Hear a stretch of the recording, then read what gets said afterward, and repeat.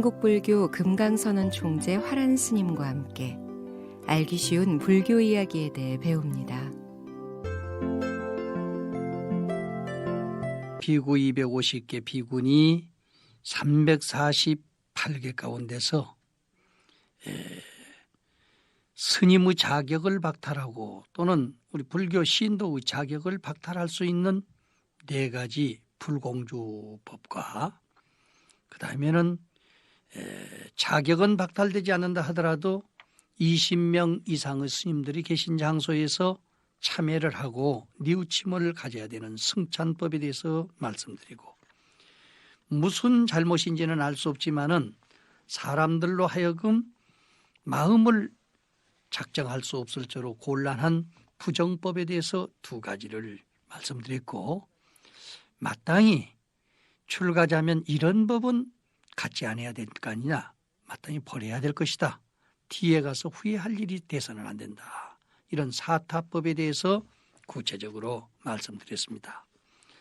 오늘은 설제법, 말하자면은 자기의 잘못을 스스로 양심적으로 반성해 볼 때 상대방에 미안을 끼친 일이다, 이렇게 생각하면 스스로 대중에게 참여하는 것이 옳다고 판단되는 법입니다. 비구 스님에게는 4가지가 있고 비구니 스님에게는 8가지가 해당이 됩니다마는, 이것도 우리가 깊이 일반 신도들과 연관되는 사건이기 때문에 같이 공동으로 생각을 해봐야 됩니다. 비구의 4가지, 즉 프라티테 사니아법이라고 부르는데, 설제법이라고 하는 것은 마을에 들어가서 친속이 아닌 비구니에게 함부로 밥을 받단다니 마을에서 치우친 마음으로 밥을 받지 말아라. 치우친 마음으로 밥을 받다 보면 정이 들게 되겠어요. 문제가 됩니다. 학가갈마의 집에서 거듭거듭 받지 말라. 이 학가갈마라고 하는 것은 이거 참 깊이 생각을 해보아야 될 문제입니다마는, 시주를 너무 많이 하고 스님들 공양을 많이 하다가 보니까 집안이 망해버린 그런 집들이 들어 있었습니다. 그건 뭐 옛날에야 참 어려운 처지에서 생활들을 했는데, 참 그 어려운 분들이 다른 사람 좋은 일 하는 거 흉내내다가 보면은 그런 경우도 있고, 또 너무 그 신심이 두터워 가지고 하다 보면은 그런 수가 있어요. 그래서 그 학가갈마의 집을 조심해라. 가면은 마땅히 줘야 되는데 줄 것은 없고 걱정이 많게 되는 경우가 있기 때문에 그런 것을 유의를 시켰습니다. 또 환난이 있는 전에서 음식을 받지 말아라. 환난이 있는 전 도둑을 맞았다든지 불이 났다든지 그 걱정거리가 많은 데 가가지고 음식을 받으러 가면 안 된다, 이런 이야기예요. 특히 이 4가지 계율은 똑같은 그 비구 스님이나 비구 스님이나 똑같이 해당이 되는데요. 아까 그 치우친 마음으로서 밥을 받지 말라, 이런 이야기는 스님이 마음에 치우친 것이 아니고요, 시주를 하신, 공양을 시주로 하신 그 신도분이 마음을 치우친 방향으로 했기 때문에 문제가 됐던 것입니다. 한 비구니 스님이 아주 인물이 잘났어요. 그런데 그 장사를 하시는 한 거사가 자기 집으로 음식을 받으러 오는데 유독히 그 스님이 마음에 들었습니다. 그래서 다른 분보다 특별하게 음식을 잘해주고, 또 이렇게 하다가 보니까 다른 스님들도 좋아서 이제 가서 음식을 받아서 먹고 이렇게 했는데, 한 3개월쯤 지낸 뒤에 특별히 그 비구니 스님을 불러가지고, 내가 3달 동안 당신한테 공양을 한 것은 불법이 좋아서도 하지만 나는 특별히 당신이 좋아서 이렇게 하게 됐었다. 그러니까 당신은, 그 스님께서는 무엇인가 나에게 보답을 해야 되겠는데, 내가 요구하는 것은 당신이 스님 생활을 그만두고 우리 집에 와서 같이 살기를 바란다. 장사를 같이 하고 살자. 이렇게 됐습니다. 되겠습니까 이게? 청정한 마음으로 수행을 하는 스님이 공양을 주니 받기는 받았지만은 또 정성껏 해주니까 마음이 그쪽으로 좀 치우치기는 했었지만은 음식 대접해 놓고 나중에 몸까지 달라고 하면 이게 되겠냐. 일반 사람으로서도 이게 되기가 어려운 일인데 이런 문제가 생겼었기 때문에 그런 계율이 생기게 된 것입니다. 또 그런 부류에 해당되는 사람들이요. 비구니 스님들한테 꿀이라든지 성밀이라든지 우유라든지 육고기라든지 이런 것을 대접을 해놓고요. 이제 몇 번씩 가고 나면은 계속해서 우리한테만 이게 꿀을 달라고 성밀을 달라고 우유를 달라고 육고기를 달라고 하느냐 이런 것을 해가지고 희롱을 하기도 하고 쓸데없는 소리를 하기도 하고 이런 문제가 더러 대두되게 됐습니다. 그래서 부처님께서 환자가 아니거든 그런 데 가서 꿀 같은 거 함부로 구걸해서 먹지 말고 또 환자가 아니거든 성밀이나 우유나 육고기를 함부로 구걸해서 먹지 말아라. 그때는 아주 모두 음식이 귀한 때고 하기 때문에 하고 또 여자들로서는 참 여러 가지로 일반 남자들처럼 이렇게 지내는 점보다는 생리적인 여건도 있기 때문에 어떠한 그 시기를 지내고 나면 밥맛도 없어지고 몸도 좋지 않고 이렇게 하니까 그런 것이 더욱 필요로 느껴지는데 그런 걸 좀 치주를 해주고 나가지고 뒷소리를 하는 그런 경향들이 많기 때문에 문제가 이런 계율이 생기게 된 것입니다. 지금도 우리가 스님들을 대해서 시주를 하고 정성껏 했으면 무상으로 해야지 상을 나타내 가지고 이렇게 해서는 안 될 것으로 생각됩니다. 자, 마지막으로 비구비군이 일백중학법이라고 하는 것이 있는데요. 일백중학법이라고 하는 것은 대중생활을 해야 할 사람들이 마땅히 익혀야 될 100가지 상식입니다. 처음 출가를 한 사람이나 이미 익혀진 사람이나 상식적으로 해야 할 일인데요. 자, 특별히 이것은 옷과 걸음걸이 이런 것을 중심으로 설명하지요. 옷을 단정히 입어라. 옷을 걷어붙이고 마을 집에 함부로 들어가지 말아라. 옷을 걷어붙이고 백의의 집에 가서 앉았지 말아라. 몸을 흔들면서 백의의 집에 들어가서 흔들면서 앉았지 말아라. 이건 일종의 습관이지만은 주의를 해야지요. 팔을 흔들면서 백의의 집에 들어가서 흔들면서 앉았지 말아라. 몸을 잘 가리고 백의의 집에 들어가라. 조용히 백의의 집에 들어가라. 백의의 집이라고 하는 것은 마을 사람들이 사는 집입니다. 인도는 옛날 우리 한국 사람들이 백의민족이듯이 인도 사람들도 흰옷을 입는 것이 특징입니다. 그렇기 때문에 마을에서 사는 일반 사람들을 백이라고 부르고 그들이 살고 있는 집을 백의의 집이라고 합니다. 조용히 백의의 집으로 들어가서 앉아라. 오간을 하면서 음식을 먹어라 그 말이죠. 반드시 적든지 많든지 항상 감사하는 마음으로 내가 이런 그 몸을 가지고 이런 공부를 하는 자격을 가지고 이런 시주의 은혜를 함부로 받아도 되겠느냐 하는 이런 생각을 가지고 항상 감사한 마음으로 조심스럽게 음식을 먹어라. 음식을 받되 바리떼 안에 골목하게 밥을 받아라.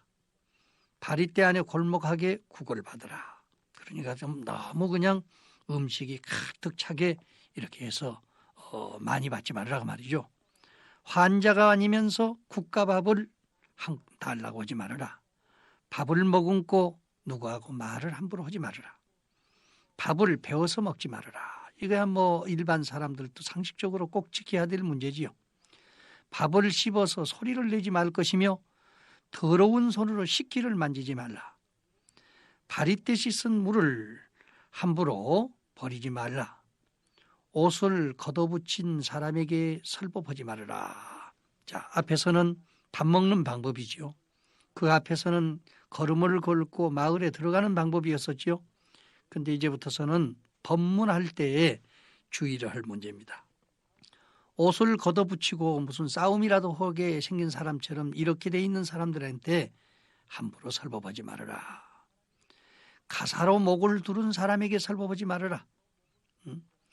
그 스님들은 언제든지 한쪽으로 치우쳐서 옷을 입게 돼 있죠. 그래서 이제 복장 단정히 한 것을 이야기합니다. 머리를 덮은 사람에게 설법하지 말아라. 머리를 덮고 앉아 있는 사람들, 얼마나 모자 쓰고 앉아 있는 사람들, 이거 신도님들도 주의를 해야 할 일이에요. 아주 겨울철에 시베리아 같은 그런 아주 찬 바람이 난다면은 어쩔 수 없지만은 적어도 법회 장소에 들어가면요, 어깨를 걷어붙이고 있다든지 또는 그 목까지 뭘 두르고 있다든지 머리 위에까지 덮고 앉았다든지 이런 뒷짐지고 있는 사람, 이런 사람에게도 설법을 하지 말라고 그랬습니다. 우리나라에서도 어른들 앞에서 뒷짐지지 말라고 그러는데 인도에서는 더욱이 이건 아주 중요한 일반 윤리 가운데 하나입니다. 수레를 타고 있는 사람에게 설법하지 말아라. 수레는 사람보다 더 높은 자리 아닙니까? 높은 자리에 타고 앉아가지고 법문을 들으려고 하는 사람한테 설법하지 말아라. 부처님 탑 안에서 잠자지 말아라. 그러면 또 뒤에도 그런 이야기가 나옵니다마는 설법할 때 유의사항입니다. 이것은 반대로 설법을 듣는 사람이 주의를 기울여서 해야 됩니다. 탑 안이라고 하면 일종의 묘지인데요. 탑 안에서 잠자지 말아라. 탑 안에 물건을 간직하지 말아라. 가죽신을 신고 탑 안에 들어가지 말아라. 그러니까 지금 동남아에 가면은 언제나 신을 벗고 법당을 들어가고 탑에 참배하게 되어 있습니다. 가죽신을 들고 탑 안에 들어가지 말 것이며 가죽신을 신고 탑을 돌지 말 것이며 탑 아래서 밥을 먹고 휴지를 버리지 말 것이며 탑 아래로 시체를 메고 지나가지 말 것이며 탑 아래서 시체를 묻지 말고 화장도 하지 말라 그랬습니다. 이건 상식 문제입니다. 탑 쪽을 향해서 화장을 하지 말 것이며 탑 주위에서 화장도 하지 말 것이며 죽은 사람의 물건을 탑 아래로 지나치게 하지 말아라. 탑을 향해서 다리를 뻗지 말라. 부처님을 아랫방에 모시고 나는 윗방에서 자지 말아라. 청법자는 앉고 자기는 서서 설법하지 말아라. 청법자는 누워있는데 자기는 앉아서 설법하지 말아라. 다시 설법하는 장면에 대해서요, 설법을 들으려면 어떻게 해야 된다는 것을 짐작이 되실 것입니다. 청법자는 앉아있는데 자기는 서서 설법하지 말라. 지금 법단이 따로 만들어서 돼 있을 때는 문제가 다르지요. 그런데 일반적일 때를 지금 이야기합니다. 청법자는 누워있는데 자기는 앉아서 설법하지 말아라. 물론 환자는 제외됩니다. 법을 듣는 자는 자리에 있고 자기는 자리 아닌데 앉아 설법하지 말아라. 청법자는 높은 자리에 있는데 자기는 낮은 자리에서 설법하지 말아라. 청법자는 앞서서 가고 있으면서 자기는 뒤따라가면서 설법하지 말아라. 청법자는 높은 곳에 있고 자기는 낮은 곳에 있으면서 설법하지 말아라. 청법자는 길에 있고 자기는 길 아닌 곳에서 설법하지 말아라. 이것이 지금 설법의 자세입니다. 앞에서 8가지, 뒤에서 또 10가지 정도에서 100가지 중학법 가운데는 18가지나 해당되는 설법의 주의를 지금 주고 있습니다. 그러니까 법답게 설법을 하기 전에는 함부로 하지 말아라 그 말이죠. 서로 손을 잡고 길 복판으로 다니지 말 것이며 나무에 오르되 한 길 이상 올라가지 말 것이며 바리떼 주머니를 지팡이에 끼고 메고 다니지 말 것이며 지팡이 짚은 사람에게 설법하지 말아라. 또 설법에 관한 것이 더 나옵니다. 큰 칼을 가진 사람에게 설법하지 말아라. 창 가진 사람에게 설법하지 말아라. 칼을 가진 사람에게 설법하지 말아라. 양산을 받고 있는 사람에게 설법하지 말아라 등 이렇게 법답지 못한 자세로서 설법을 들으려고 한 사람에게는 설법을 않는 것이 낫다 했습니다. 이것이 일백 중학법입니다.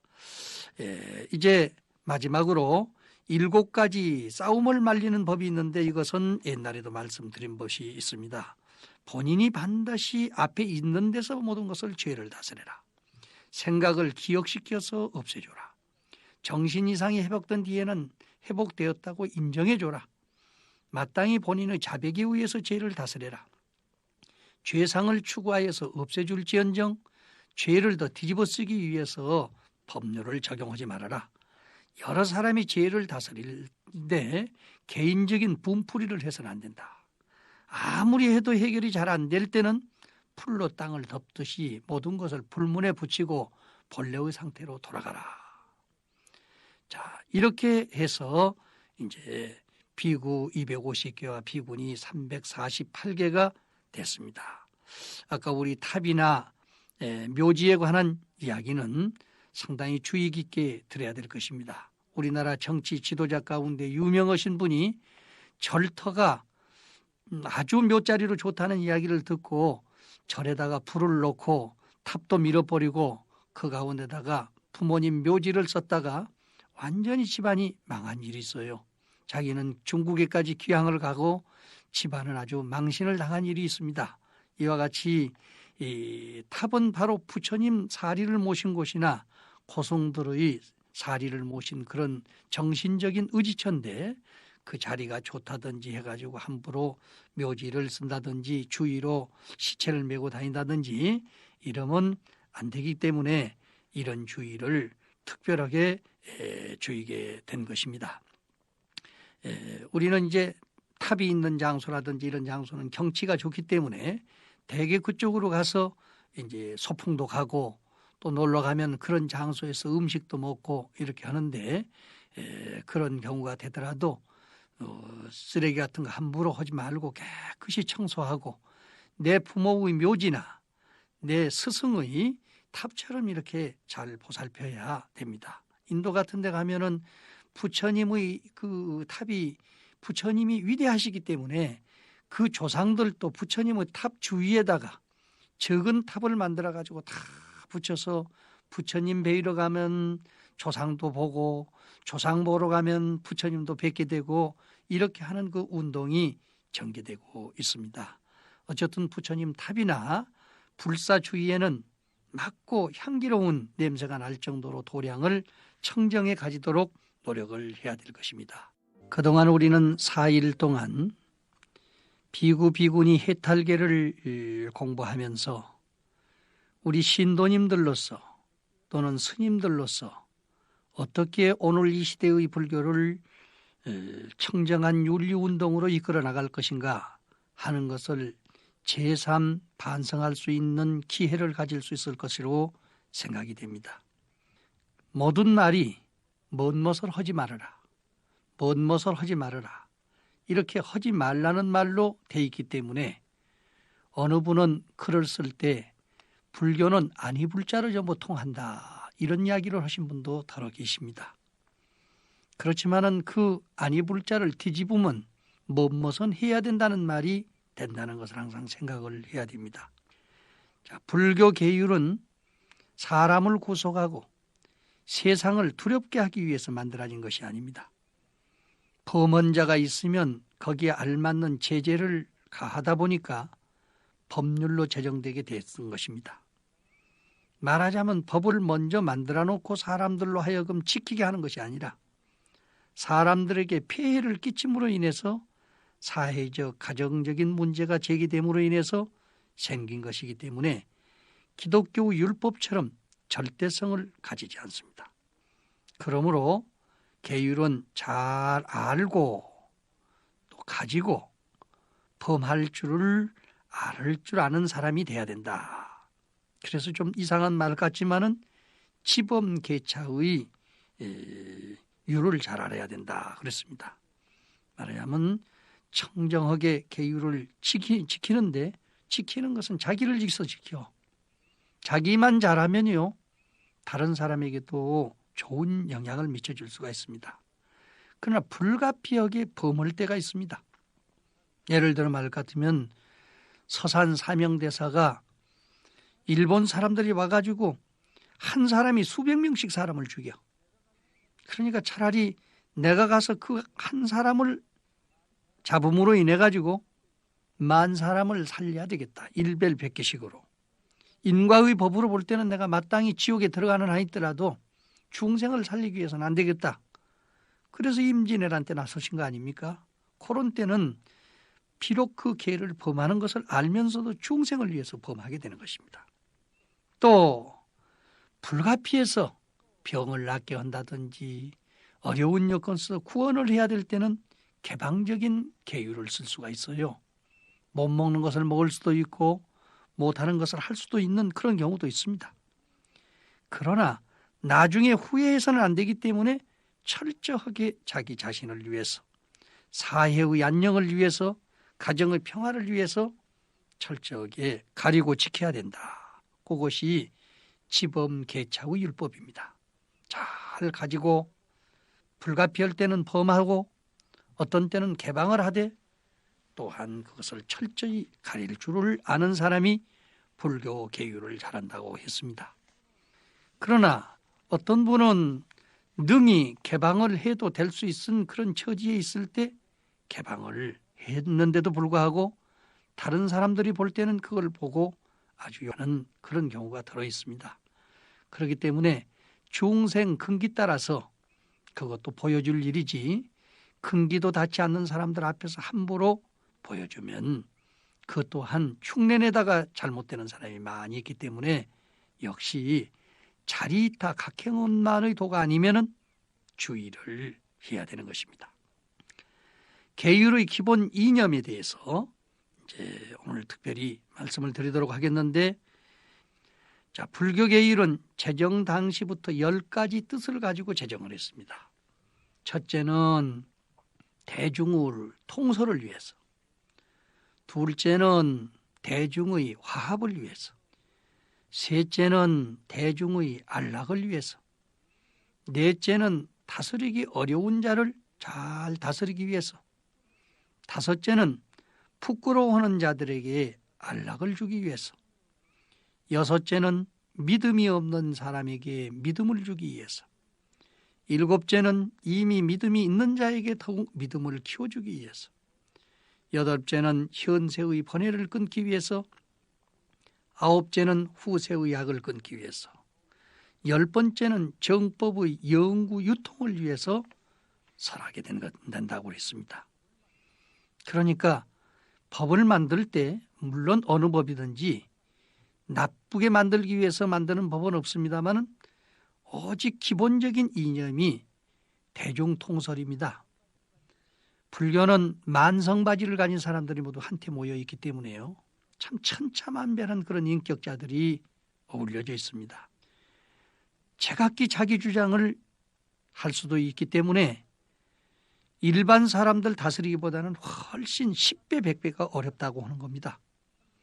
더군다나 한 사회생활 가운데서 그 사회생활의 무상이나 무아나 그 세속적인 법을 통철해가지고 이것 가지고서는 만족하지 못하겠다, 이런 생각을 가진 사람들이 출가를 하신 분들이 많이 계셨기 때문에 말하자면 어떤 법규라든지 이런 것도 다 초월해서 자유방종하면서도 도를 한번 구해보겠다 하신 분들이 모여있기 때문에 이것은 평상시는 어떤 사람에게도 해를 끼치지 않습니다.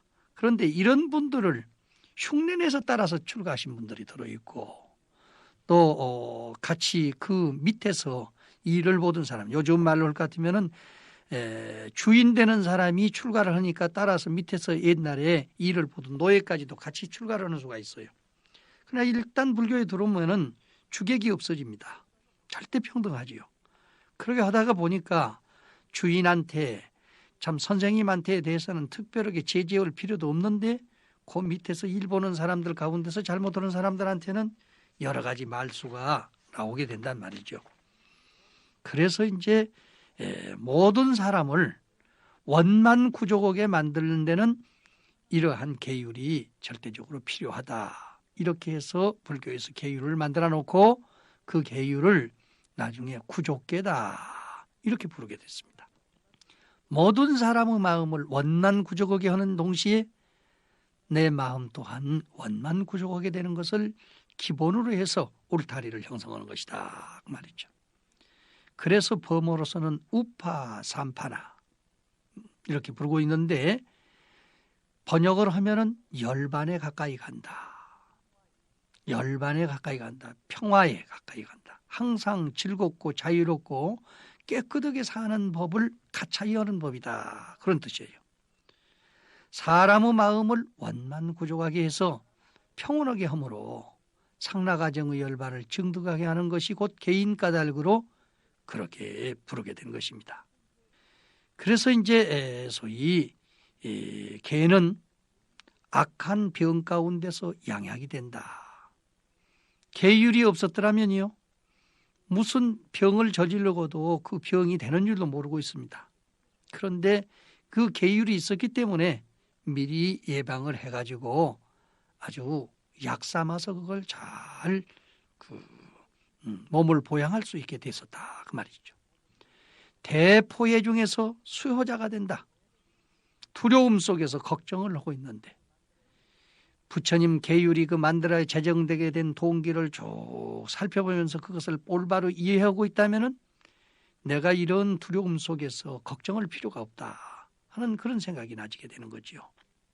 그래서 대포해 중에서 모든 공포와 두려움 속에서 바로 계율이 좋은 수호자가 된다.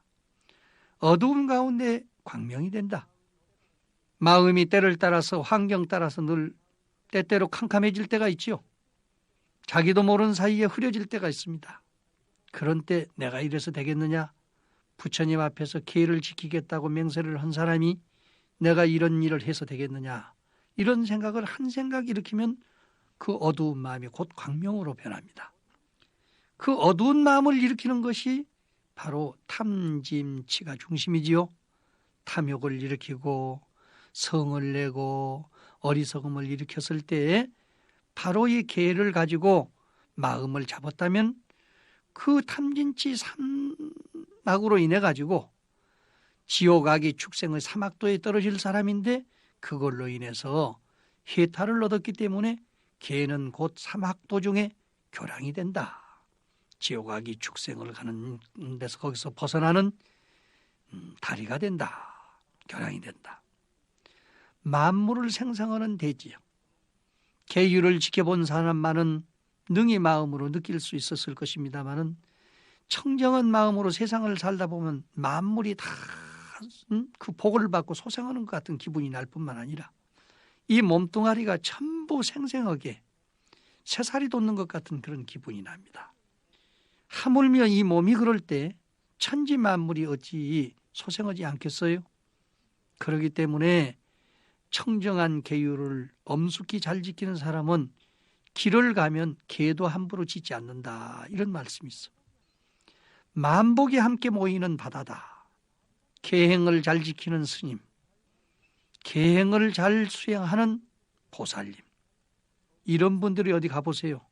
먹을 것이 저절로 생기고 입을 것도 따라서 저절로 생기고 사는 절도 그냥 집도 저절로 생깁니다. 그래서 만 가지 복이 그 한 분의 청정한 행으로 인해 가지고 만 사람이 먹고 살 수 있는 길이 열려요. 그렇기 때문에 계행은 만복을 함께 모이는 바다가 된다. 바다 속에는 용도 있고 고기도 있고 별게 다 있습니다. 그러나 걸치작거릴 것이 없습니다. 조그마한 호수 속의 민물에는 몇 가지 고기가 살고 있으면서도 틈이 나가지고 서로 잡아먹고 난리가 나지요. 큰 높고 높은 대양 속에 어떠한 물건이 있고 배가 가고 잠수함이 가듯 지나가더라도 거침이 없어. 마음이 그와 같이로 넓어집니다. 대양처럼 넓어집니다. 계행을 청정히 잘 지키고 하면은. 그래서 모든 것들이 다 복을 함께 받고 만물을 항상 생성하고 있는 대지와 같아. 그 속에 들어가면 다 청정하고 맑고 깨끗한, 요즘 말 같으면 청정채소가 나듯이 그 대나무밭에서는 대맛 나듯이 사자 속에서는 사자만 탄생되듯이 맑고 깨끗한 그런 계행의 수행자들, 그런 신도들이 탄생을 해서 불법의 집안이 아주 생성하게 되는 것이 되는 겁니다. 마음의 때를 맑히는 맑은 물이 된다 그랬죠. 자, 설사 죄가 있더라도 우리가 불법을 통해서 참여를 하면은 깨끗해집니다. 과연 참여가 될 수 있느냐? 부처님께서 불법은 마치 물과 같다고 그랬습니다. 천년 만년 쌓여진 떼국이라도 물속에 넣고 양잿물 넣고 세탁해 보세요. 깨끗해집니다. 그 양잿물이 뭐냐? 바로 염불이요, 참선이요, 강경이요, 진언입니다. 이런 것을 열심히 하면서 역시 내 마음을 세탁하게 되면은 맑고 맑은 물로서 모든 것을 세탁한 것처럼 다 될 수 있습니다. 진성을 비춰보는 거울이다. 거울을 쳐다보고 내 얼굴을 바라볼 때 과연 내 마음에 부끄러움이 없을 정도로 내 본성을 비춰볼 수 있는 마음의 자세가 갖춰지면 계행이 그를 증명할 수 있을 것입니다. 가난을 구하는 복장이다. 역시 계행을 잘 지키는 사람에게는 가난이 있을 수가 없어요. 밤과 낮을 비추는 해와 달과 같다. 밤을 비추고 낮을 비추는 해와 달과 같아. 역시 어두운 세계를 비춰주는 것이요. 등불이지요. 그러니까 신라 때 자장률사가 소위 중국에 가서 계율을 배우셔가지고 통도사에서 계단을 설립해서 석 달이 멀다 하고 한 번씩 계율을 설합니다. 이 삼국 가운데서는 가장 고집이 세고 또 아주 미신에 빠고 우상에 빠졌던 신라가 바로 자정열사의 계율 정신에 의해서 새로운 윤리가 정립이 되고 그래서 결국에는 삼국 통일을 하지 않았겠습니까? 사람의 마음이 다 밝아져. 해와 달과 같아져. 고해를 건너는 배와 같다. 이 세상의 모든 사람들이 고민 속에서 허덕이지만은 부처님의 계행을 잘 지키고 철저한 윤리 행을 할 것 같으면 그 고통의 마음이 싹 가시게 됩니다. 그래서 이와 같이로 개는 악한 병 가운데 양약이요 대포해 중에 수호자며 어두움 가운데 광명이고 사막도 중에 교량이고 만물을 생성하는 대지이고 만복이 함께 모이는 바다이고 마음의 때를 맑히는 맑은 물이고 진성을 비춰 보이는 거울이고 가난을 구제하는 복장이고 밤과 낮을 비추는 해와 달과 같고 고해를 건너는 배와 같다 그랬습니다. 이러한 계율이 처음에는 삼기의 오계가 다 마음을 구족하게 했기 때문에 삼기의 오계를 그대로 구족계라고 했었습니다. 그런데 뒤에 와서 점차로 발달하면서 비구 250개와 비군이 348개를 구족계라고 부르게 되었습니다. 모두가 사람의 마음을 넉넉하게 하고 또 도심을 풍요롭게 하기 때문에 구족계라고 했는 것입니다.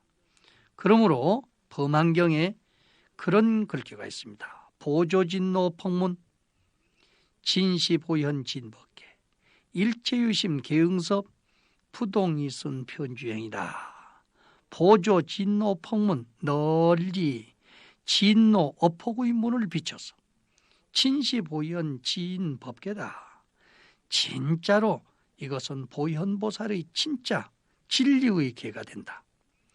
일체 유심 계응섭 일체 마음이 있는 것들은 다 거두어들이니 부동이승 편주행이라 이승의 편벽한 행과는 같지 않다.